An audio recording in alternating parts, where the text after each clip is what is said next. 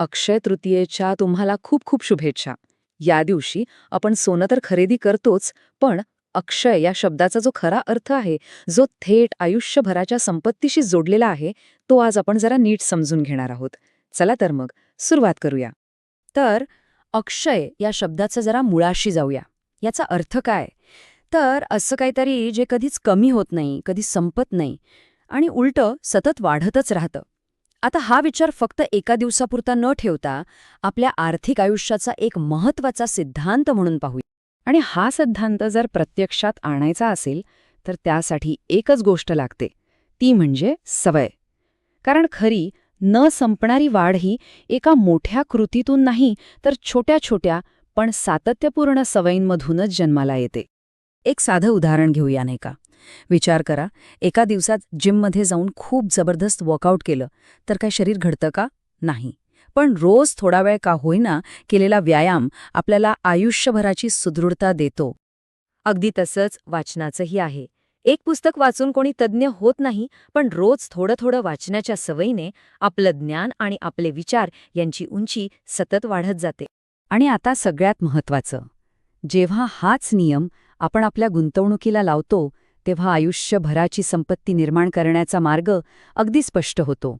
एक मोठी गुंतवणूक करण्यापेक्षा गुंतवणुकीची एक सातत्यपूर्ण प्रणाली, एक सिस्टीम तयार करणं हे जास्त महत्त्वाचं आहे. म्हणूनच हे वाक्य खूप महत्त्वाचं आहे. अक्षय म्हणजे कृती नाही, ती दिशा असलेली पुनरावृत्ती आहे. म्हणजे काय?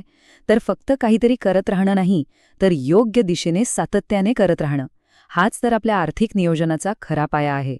आता संपत्तीकडे बघण्याचा एक नवीन दृष्टिकोन समजून घेऊया, जो खूप इंटरेस्टिंग आहे.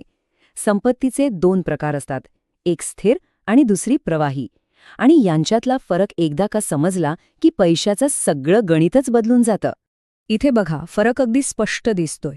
सोनं, जी एक स्थिर संपत्ती आहे, ती आपण सांभाळतो, तिचं मूल्य वाढेल, पण ती स्वतःहून आपल्यासाठी काम करत नाही.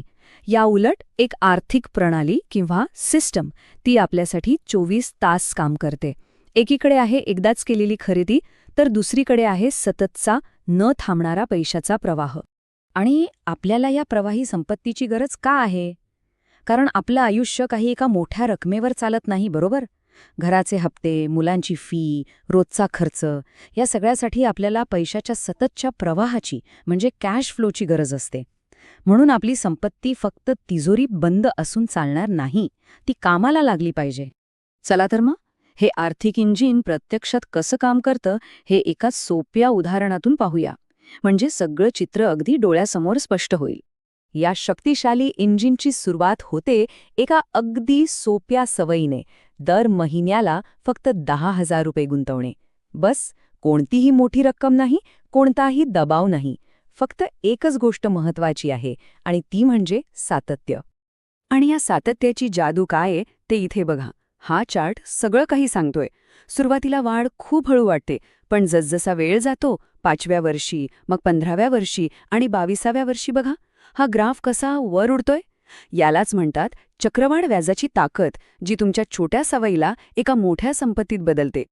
आणि साधारण 20 ते 22 वर्षांनी हीच छोटीशी सवय आपल्याला कुठे घेऊन जाते माहितीये? आकडा आहे जवळपास 1 कोटी रुपये. हो, बरोबर ऐकलं तुम्ही.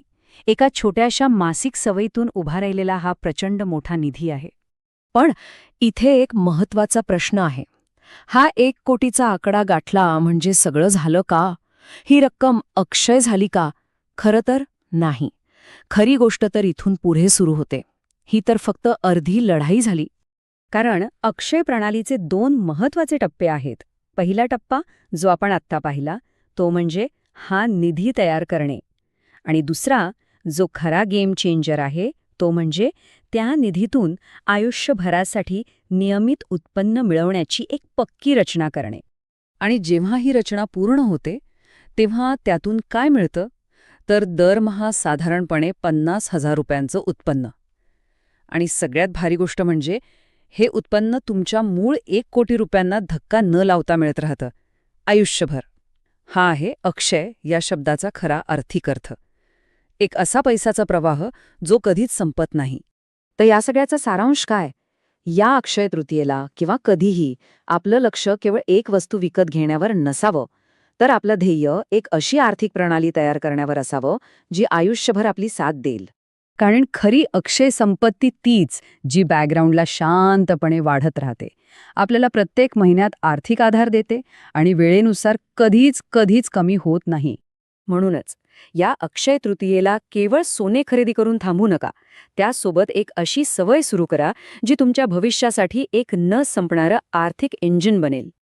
आणि हो, अशी तुमची स्वतःची तुमच्या ध्येयांवर आधारित आर्थिक प्रणाली तयार करण्यासाठी आम्ही अर्थनिकेतनमध्ये तुम्हाला नक्कीच मदत करू शकतो.